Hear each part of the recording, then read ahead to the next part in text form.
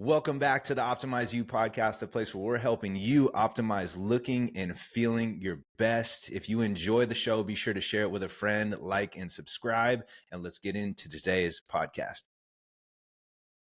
All right, dude. So big thing that I've been thinking about, or I was thinking about a lot today is, for the folks, I know there's probably plenty of people who listen to this podcast or watch it every week who maybe are like starting their journey, right? And they're curious on who do I listen to out there, right? And so I just found that there's like people that are so intense in the industry, right? It's like so restrictive.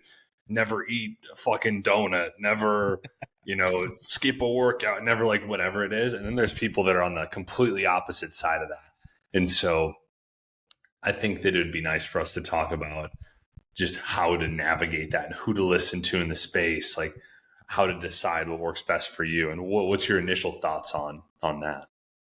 I immediately go to the people that I gravitate towards for something that I'm looking to learn, like, or something that I'm interested in. And I think the first thing that pops into my head, regardless of somebody's like credentials and things like that, I just go, do I genuinely like this person? Do I, do I vibe with this person? Do I like their energy? Do I like their aura? Do I like what they're saying?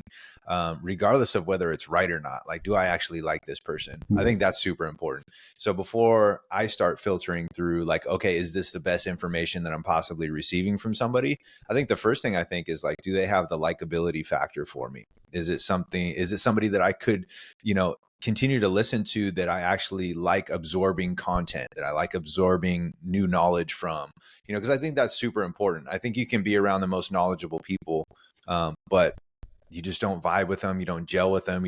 Maybe like their voice irritates you, or like, it could be something like that, to where it's like, okay, if I'm sticking with this person for the long haul, I got to make sure at least that first and foremost that I like them, like genuinely I like the person, right? Like they're a cool person, guy, girl, whatever, it doesn't matter. But do I genuinely like vibe with this person? I think that's the first thing that I look for. What about you, man?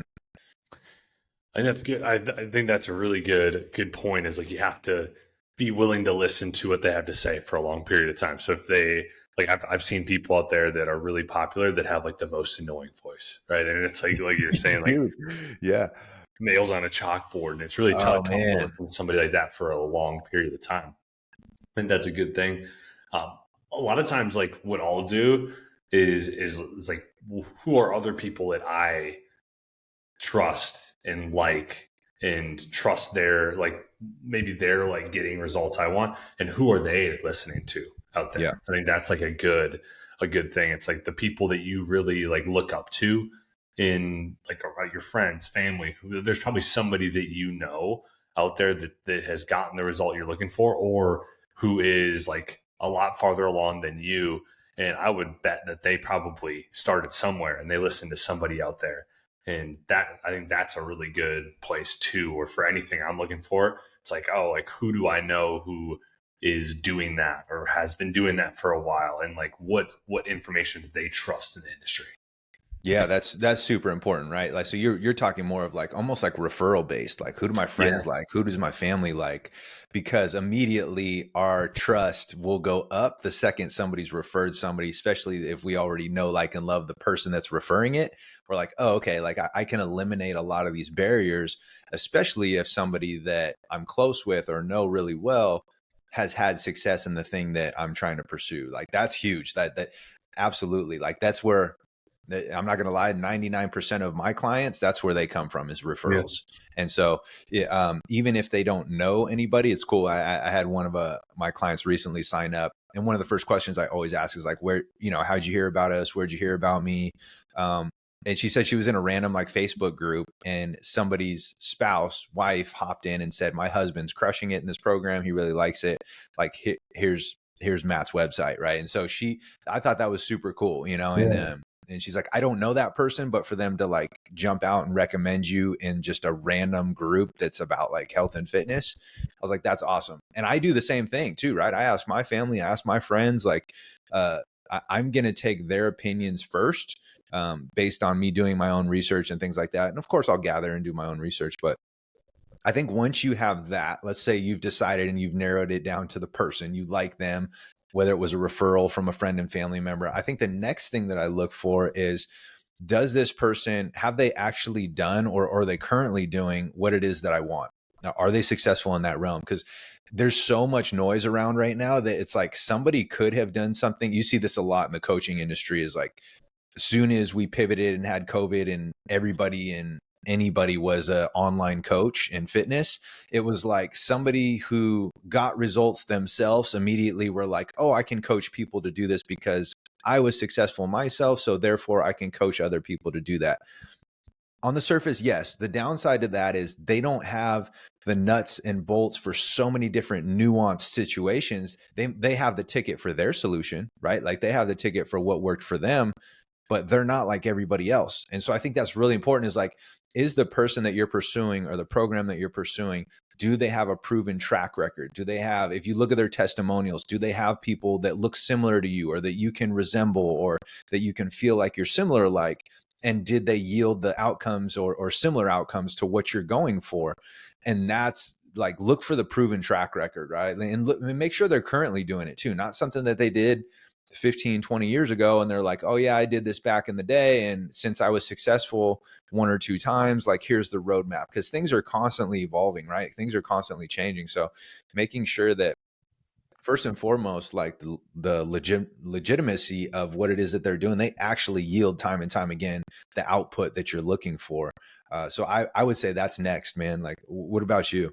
Yeah, dude, that's a good point, because it's really, there are, like you said, there's so many people, you see it probably more in the health and fitness space than anything, where people lost a ton of weight doing some sort of approach. And now everybody, they think that that's like the approach for every single person. But the nature of what we do, we've talked about it time and time again on this podcast, is that there's like so many different types of people, so many different lifestyles. Things that's going to work for you is going to be different than what works for me. And that is why it's so important to have somebody who's versatile and can like see, like, okay, you give me, like, I know you do this, right? You have some sort of like intake or some sort of thing that you get a lot of information on this person, their goals, their why, like what they're doing currently, their lifestyle, what they've done in the past, like these different types of things that help you understand what they've tried and like what's going to work for them best. Right. And it's like, oh, like you get the amount of calories they're eating currently, how much are they moving, how much protein are they eating, like all these different things are going to help you pinpoint these areas where maybe they're lacking and help like move them in the right direction towards their end goal.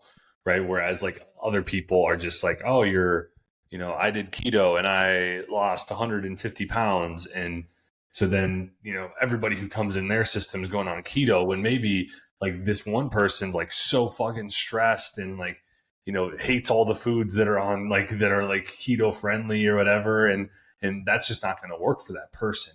Well, then that coach is just stuck in the mud, right? They're not going to be able to actually help that person move forward. So just having that versatility is huge. And, I think that's in anything, because we're kind of have been talking a lot about coaching, but also, not that everybody needs a coach, right? It's like sometimes people are just looking for maybe a podcast to listen to, or like, who should I, like, what articles should I read, right? And I think that's a good gauge for that as well, where it's like if somebody wrote an article or if they did a YouTube video, if you're looking on YouTube, I know that's a huge thing, it just keeps growing and growing and growing. There's plenty of people that I've watched on YouTube in the past that are like, I've ended up figuring out like down the road that the stuff that they're feeding was just bullshit, right? And they Yeah. are doing it, right? Yeah. But then there's plenty of them too, where it's like, oh, this is a really good approach, really unique approach, and really science-based. And you can tell that this person's really done years and years and years of education and like trial and error on themselves. And it's that those are the people you really want to listen to. So it's looking into their past, look into to other stuff that they've done, and does it match what they're doing? Like sometimes people will just throw a bunch of random shit out there and it doesn't really make sense. But like if they're like constantly doing this and there's like research behind what they're doing, one guy that sticks out. Have you ever? I was just thinking about this guy. Have you ever looked into like Ryan Humiston's stuff? Yeah. On YouTube. Mm-hmm. I got into his stuff like a long time ago, and it was just, the guy's he's entertaining because he's just kind of like an odd guy. Yeah. But his stuff's pretty intense. Like it's definitely on the side of like if you're like listening to everything he says, like you're probably going pretty crazy in the gym. But like the stuff he's really like behind it is a lot of like research and trial and error, and like he's clearly done a lot of like put a lot of work into all of the videos he does and all of the approaches that he uses. And then another thing that sticks out is like Mind Pump. We've talked about them tons and tons on the podcast. They helped me greatly in the past. I don't listen to them as much um, at the moment, but I do go through phases where I'll get back into it and I'll watch or listen to their podcast. But I mean, they're constant. I think they're one of the best examples in the industry of somebody if you're really looking for a place to that you're going to get a wide different range of advice, but great advice. It's to them as well. Mm-hmm. Yeah, and just looking for those experiences, right? Like who's at, like you said it, like who's been in the trenches and who can prove that. You can tell, right? Like we have that innate feature about us that we know if somebody's just bullshitting or blowing smoke out of their ass, or like is very textbook based, because they'll miss the little nuanced features and maybe one-off questions that you may have. I'm not saying that somebody has to know everything, but you'll know when somebody pays attention to the details and they know, and it's almost like effortless for them. It kind of just oozes out of them because they've been in the trenches for so long. And so they can speak to each individual experience pretty well and pretty in depth. And so they can navigate, and help you throughout your journey, whatever it is that you're trying to accomplish, based on the information that they provide, almost like seamlessly and effortlessly. You were talking about Ryan Humiston, and we were talking about health and fitness, but I just was putting this into practical application yesterday when I was looking at different F-150 models, right? Ford trucks. So I'm going through the forums and I'm looking at the different models of engines, like the different type of engines, and everybody's got their opinion in there, right? Like, so I'm like, okay, I can kind of see like a general consensus here, but I mean, every single comment's different, like some are like the EcoBoost is terrible. The 2.5 liter sucks. The 3.5 is even worse. The 5.0 is great. Like there's all these opinions. So then I was like, okay, I'm going to go on YouTube. And I found this thing of, it was if asking Ford mechanics what their favorite engine is. And I was like, boom. All right, there you go. Right. So I want somebody that has worked on them, right? Like I'm looking for somebody who has experience on them. I'm looking for somebody who's taken these things apart, put them back together, constantly repairs them, and is currently working and in the trenches and fixing them now. That's whose opinion I care about. Right. Like that.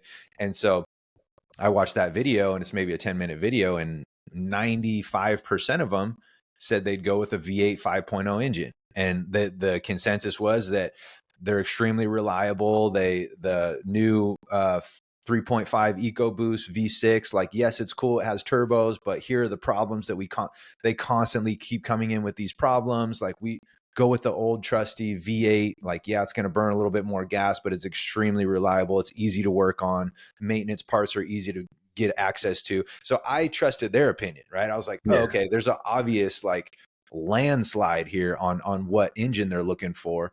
Not going in the comments in Facebook from Joe Schmo that says his buddy has a 2.6 and he has problems with it, so that's his opinion, right? I'm going based off what he said, she said. So I'm huge on that. It's like, go to the source, go to the people who are experts in it, man, who talk it, who breathe it, who currently do it right now. And that's I think where you're going to get your most valid resources from when you're looking to pursue something, really just anything. Yeah, dude, that's a great example. That's a really good example where it's these people are the ones seeing it on a daily basis. And a lot of people will just go by like random comments, right? Like you said, like, and then you end up being disappointed because you're going by, you don't even know these people, or whatever it is. Like, yeah, exactly. So, and you might see like a couple comments that agree like back to back, so you kind of think that's the truth, and you're like, oh, maybe the twin turbo's not that bad. And I'm like, dude, I'm just in a sea of like, nobody knows anything. And even if people do, like, they put like on Facebook, they put like the little top contributor badge right next to you. So like, okay, I could take their opinion with a little bit more emphasis, I guess, versus Jerry over here that joined the group 2 weeks ago that, like, you know what I mean, doesn't even, who's thinking about getting a truck, and he's saying his opinion based on what he's heard. It's like, you know what I mean? Like, and people do that in the fitness industry, and they're just floating around forums and Facebook and what their friends did, and like what so-and-so did to get results. And like, dude, you can get lost. So it's like, I think if we back up and kind of reiterate, I think the first thing was like know and like the person, right? Like, do you just vibe with Yeah. the person? Does their little isms or their voice piss you off? Because if that's the case, then your ability to absorb whatever it is that they're teaching or coaching is going to be very minimal. Like, people don't really think about that, but I think you generally have to like the person first. Second is like, make sure that they're in the trenches, right? Like, make sure that let me back up to you. You also mentioned referrals, right? Like, if go to Yeah. your friends and family, if they've got the result that you want, they probably highly recommend somebody. That's also a great resource. Then going to the people that are reputable, that actually prove and either have been in there for a while or are currently still in the trenches and getting the results that you're desiring. Great resource to try to get some information from.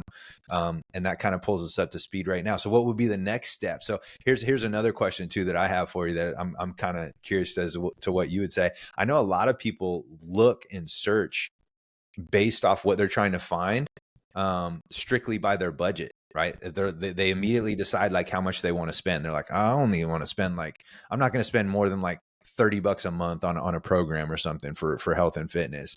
And there's other people that are like, okay, I got thousands of dollars that I'm willing to spend on this.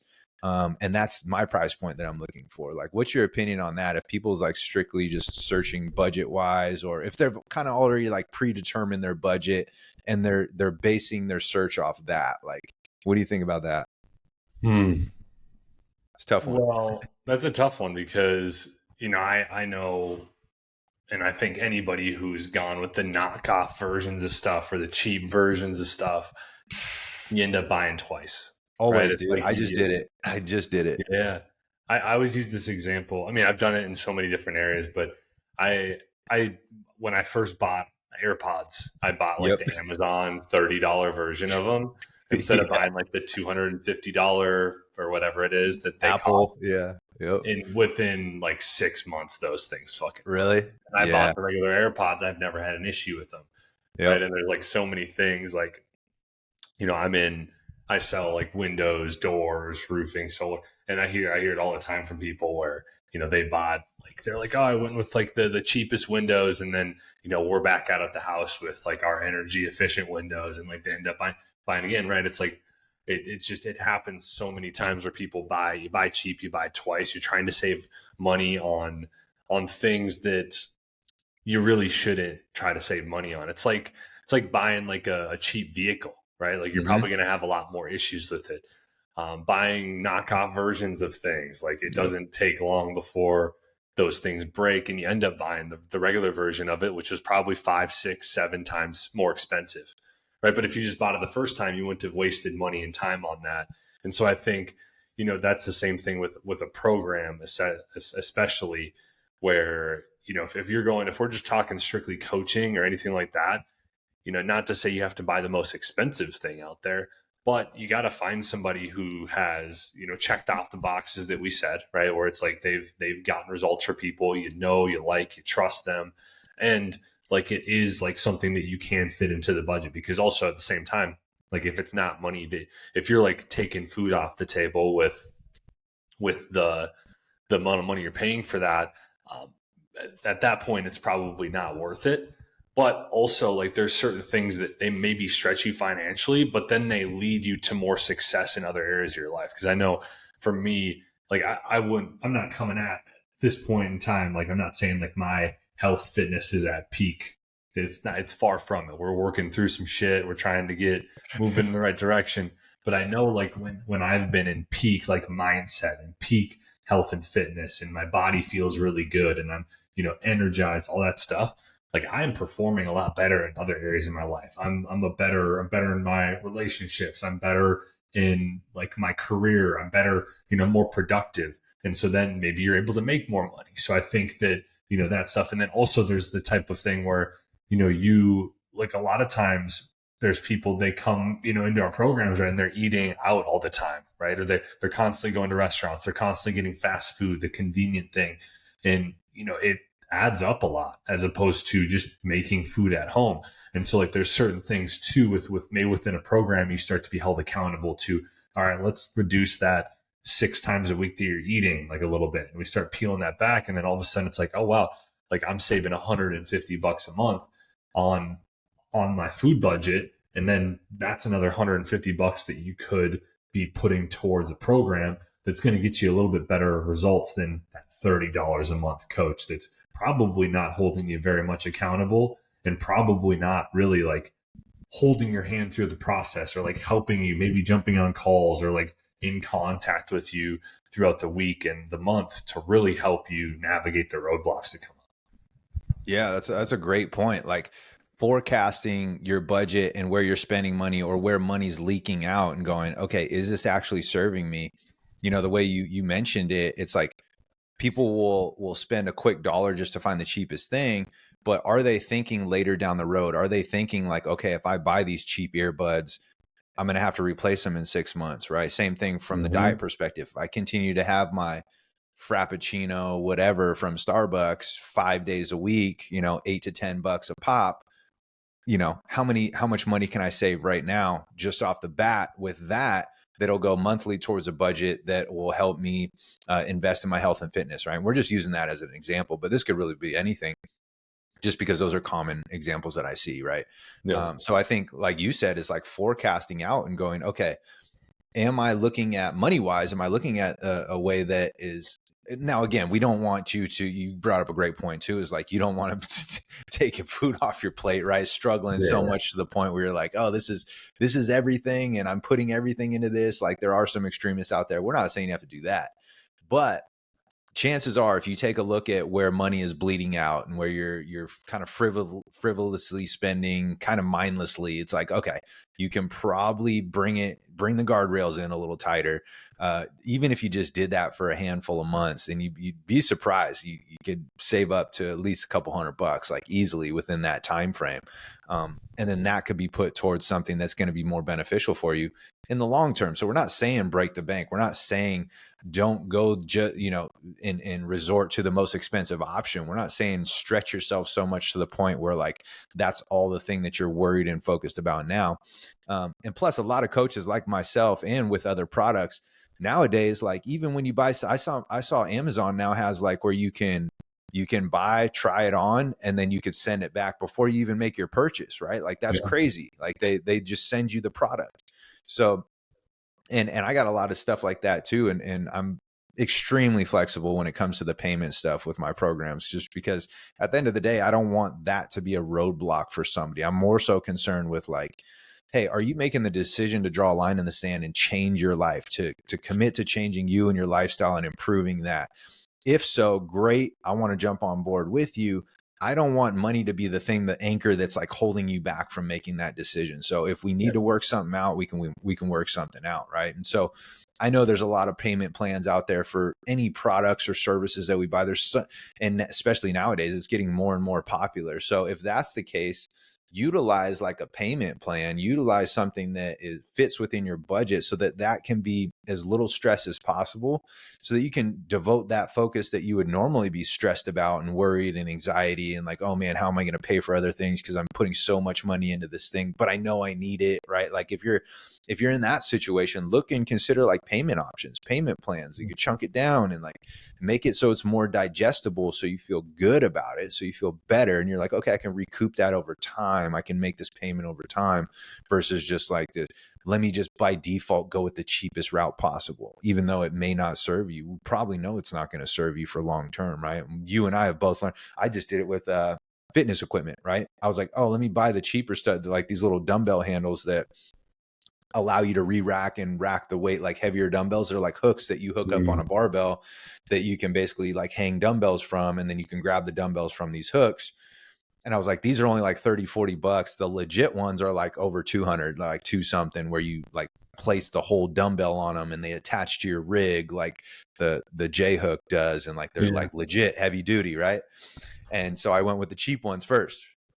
They lasted less than a week, man. And I broke them because there's a little piece of metal on there that was welded that ended up coming undone because I was trying to like finagle it and maneuver it a little bit. Boom, broke it. So I can't send them back. I'm like, and it was $40 anyways. And I was like, damn, well.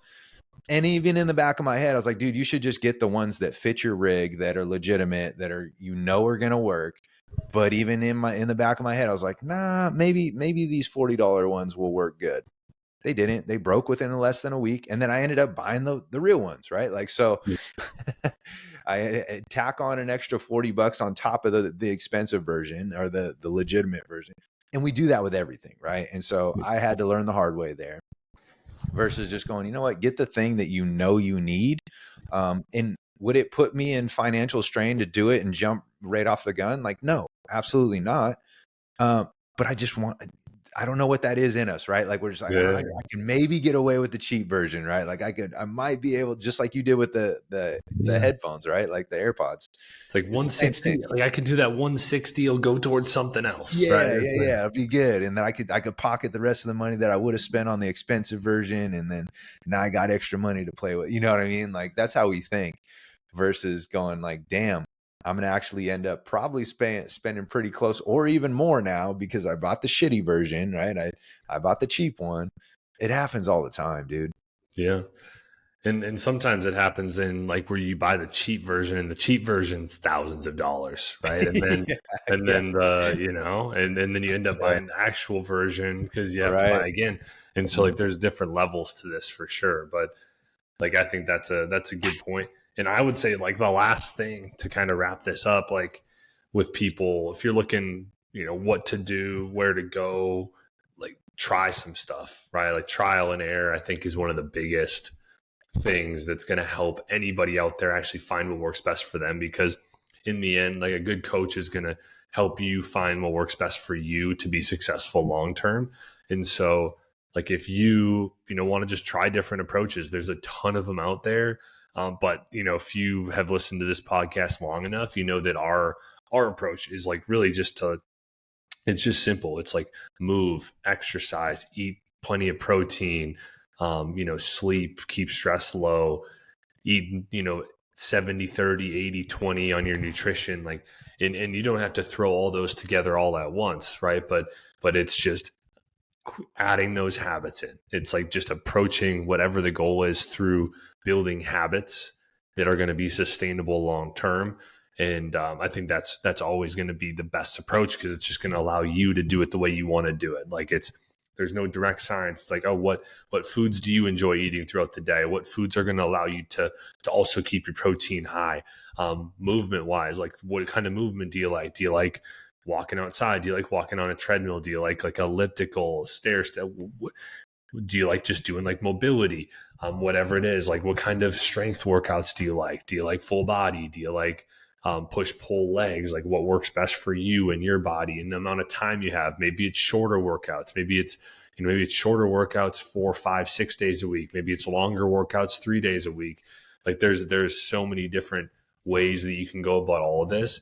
And so just really trying different things for a period of time, like a month. Did that work? No. How can we adjust it again? Or can we try something different?